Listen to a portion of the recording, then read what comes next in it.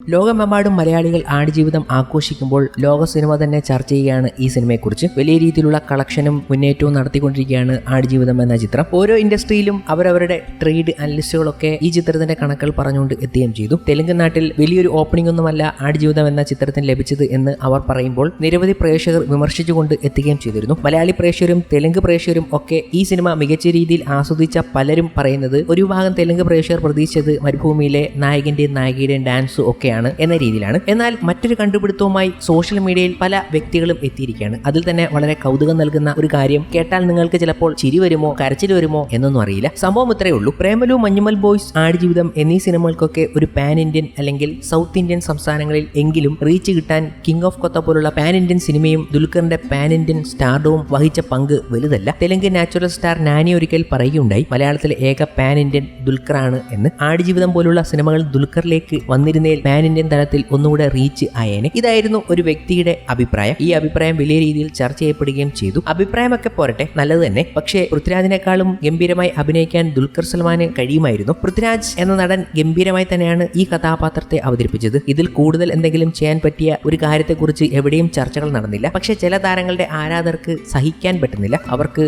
ആ താരത്തിന് ഇത് കിട്ടിയിരുന്നെങ്കിൽ വേറെ റീച്ച്, വേറെ തലത്തിലേക്കൊക്കെ പോയേനെ എന്ന രീതിയിലാണ് ചർച്ച ചെയ്യപ്പെടുന്നത്. ഇതിനൊക്കെ കമന്റുകളുമായി എത്തുന്നത് കിങ് ഓഫ് കൊത്ത എന്ന സിനിമയിലെ ഡയലോഗുകൾ പറഞ്ഞുകൊണ്ട് തന്നെയാണ് മറ്റ് പ്രേക്ഷകരും. ദുൽഖറിനെ എയറിൽ കയറ്റാനാണോ സ്വയം എയറിൽ കയറാനാണോ, എന്താണ് ശരിക്കും ലക്ഷ്യം ഈ കുറിപ്പ് എഴുതിയതിൽ എന്നാണ് പലരും ചോദിക്കുന്നത്. ഈ ദുൽഖറിന്റെ പങ്ക് വലുതല്ല എന്ന് എഴുതിയിരിക്കുന്നത് അദ്ദേഹത്തെ കളിയാക്കാനാണോ, അല്ലെങ്കിൽ പങ്ക് ചെറുതല്ല എന്ന് എഴുതിയപ്പോൾ മാറിപ്പോയതാണോ എന്നും പലർ ചോദിക്കുന്നു. പാൻ ഇന്ത്യൻ സ്റ്റാർ ആകണമെങ്കിൽ തമിഴ്, തെലുങ്ക്, ഹിന്ദി അങ്ങനെ ഓടി നടന്ന് അഭിനയിക്കണം എന്നില്ല. ഒരു നടന്റെ ഒരു ഭാഷയിലെ സിനിമ ഇന്ത്യ മുഴുവൻ ഓടിയാൽ മതി. ശരിക്കും pan Indian, south Indian star Yash, Prabhas, Allu Arjun, junior NTR, Rajini ഒക്കെയല്ലേ ഉള്ളൂ. ബാക്കിയുള്ളവരെ ഇന്ത്യ മുഴുവൻ അറിയും എന്ന് മാത്രം. അത് ലിസ്റ്റ് വളരെ നീളും. മലയാളത്തിലെ ബോക്സ് ഓഫീസ് മാർക്കറ്റ് ഉയർത്തിയ ഒരു ആക്ടർ മോഹൻലാലാണ്. Especially overseas box office potential മോളിവുഡിന് 8 കൊല്ലം മുമ്പേ ഉയർത്തിയ ആളാണ് മോഹൻലാൽ. പുലിമുരുകൻ തുടക്കം കുറിച്ചു, ലൂസിഫർ അതിന് ഉത്തമ ഉദാഹരണമാണ്. ഇപ്പം മഞ്ഞുമൽ ബോയ്സ് ആണ് തമിഴ്നാട്ടിൽ പുതിയൊരു വാസ്റ്റ് മാർക്കറ്റ് മലയാള സിനിമയ്ക്ക് ഉണ്ടാക്കിയത്. പ്രേമം തുടക്കമിട്ടിരുന്നു. പ്രേമലു എന്ന സിനിമ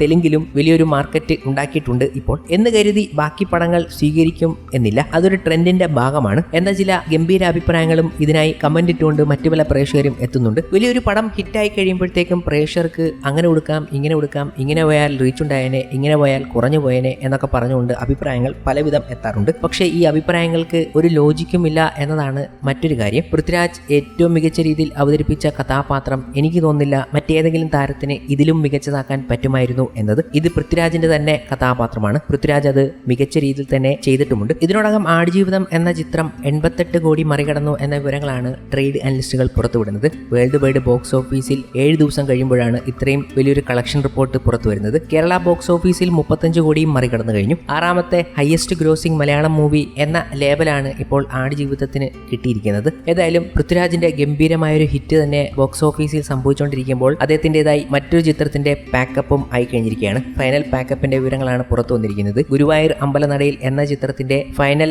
പാക്കപ്പ് ആയ വിവരങ്ങൾ പങ്കുവെച്ചുകൊണ്ട് അണിയറ പ്രവർത്തകർ സോഷ്യൽ മീഡിയയിൽ എത്തിയിരുന്നു. ഇനി പൃഥ്വിരാജ് എമ്പുരാൻ എന്ന സിനിമയിലേക്ക് കടക്കാൻ പോവുകയാണ്.